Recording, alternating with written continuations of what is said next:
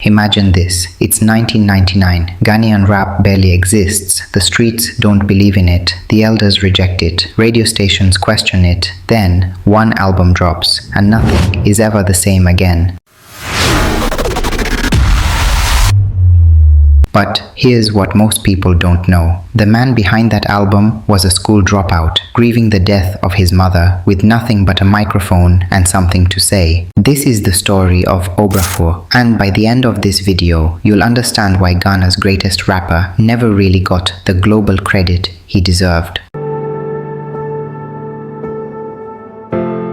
His real name is Michael Elliot Kwabena Okyere Darko, born around 1976 in Obrafour in Ghana's eastern region, but the world would come to know him by a name that meant something far heavier, Obrafour. In Akan, it means the executioner. He coming in bringing the Hiplife, and a lot of people thought it was empty noise. So when decided coming in, I decided to come and take all the trash out. So I chose the name Executioner. From the very beginning, music lived in this family. His mother, Gladys Agyapoma, was a devoted church chorister. Young Michael sang beside her every Sunday. Back then, his dreams weren't about rap. He wanted to be a lawyer. But in 1995, everything changed. His mother passed away. The future lawyer dropped out of secondary school, just one term into St. Peter's Secondary, and was left to navigate the world alone. Grief does one of two things to a person. It breaks them, or it builds them into something no one saw coming. For Obrafour, grief became fuel. He found rap through a friend named Quincy, attended every performance and audition he could find, and at a small event at Secaps Hotel in Accra, he caught the ear of someone who would change the course of Ghanaian music history. But we'll get to that meeting in a moment, because first, you need to understand the world he was trying to break into. By the late 1990s, Hiplife, Ghana's fusion of high life and American hip-hop, was still finding its feet. Reggie Rockstone had sparked it. He proved you could rap in Chewy and have people move, but there was a ceiling. Older Ghanaians still saw it as noise, a passing fad, something borrowed from America that didn't belong here. I call Reggie Rockstone the revolutionist.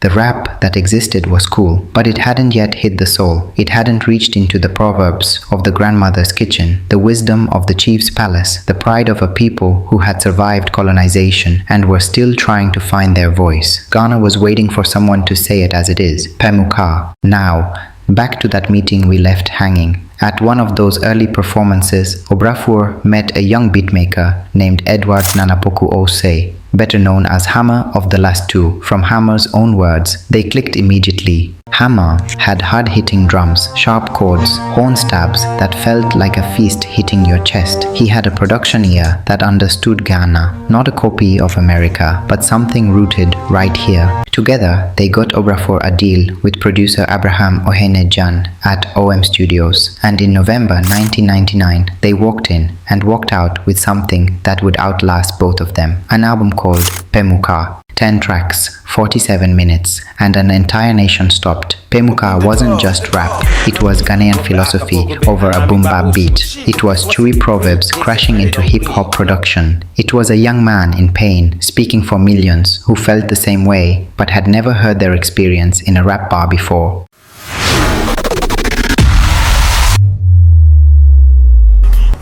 About airwaves also, with very new sound altogether, new style of rapping. Now after Reggie Rockstone, everybody was like talking shit. The track Kwame Nkrumah alone paid a resounding tribute to Ghana's founding father and called on every Ghanaian to rise and work for their country. On a rap album in 1999, radio stations played the intro and outro to that album before and after shows for years. Remember what we said about the old guard not believing in hip life? Pae Mu Ka killed that argument dead. It bridged the gap. The grandparents could feel it and the youth were obsessed with it.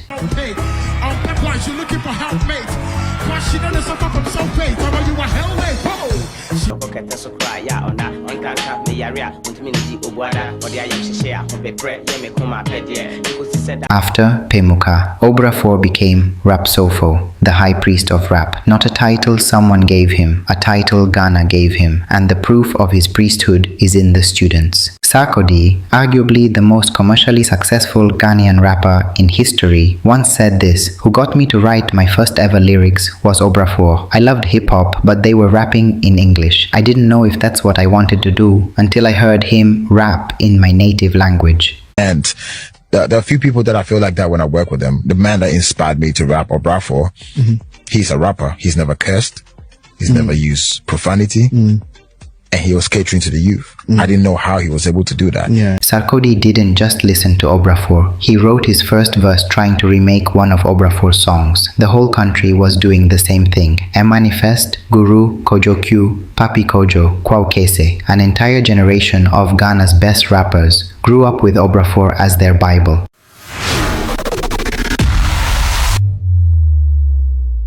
In 2019, at the 20th anniversary concert of Pae Mu Ka, Sarkodie walked on stage and dropped to his knees in front of Obrafour, in front of a packed arena. The crowd lost it. Inspired by, artists that you look up to, then you find yourself with time. But it's a beautiful thing. I was inspired by Obrafour. Obrafour inspired people like me and a whole lot of Ghanaian artists, and we are here today to make sure the world knows what people like Obrafour did. Samini Pae Mu Ka 20th Anniversary Concert. Here's the lesson that goes beyond Ghana. Before Obrafour, the assumption was that to be taken seriously in rap, you had to rap in English, that your language, your proverbs, your grandmother's wisdom, those things didn't belong in hip-hop. Obrafour killed that lie. He showed that Chui was not a limitation, it was a superpower, and that rap built on the foundation of your own culture, your own pain, your own history, hits harder than anything borrowed. Who is your best artist in Ghana now? It's Obrafour and Style Lover. That you hear with them song. That's a lesson that every African rapper from Nairobi to Lagos to Johannesburg would eventually learn. But Ghana learned it first because of one man with one album in 1999. Remember how we started, a crowd going wild, an album that changed everything, a question about whether one man could shift the course of an entire culture. Now you know the answer. His name is Michael Elliot Kwabena Okyere Darko. He lost his mother, he dropped out of school, he walked into a studio in 1999 with a beatmaker who believed in him, and he said it as it is, Pae Mu Ka. If this story moved you, if you believe Africa's music legends deserve their flowers, then this channel is exactly where you need to be. Hit subscribe right now, because Fame Africa exists for one reason: to make sure stories like Obrafour's are never forgotten. Drop a comment below. Who do you think is the greatest Ghanaian rapper of all time? And did Obrafour influence them? We read every single one. And if you want to go deeper into Ghana's Hiplife history, the next video is already waiting for you.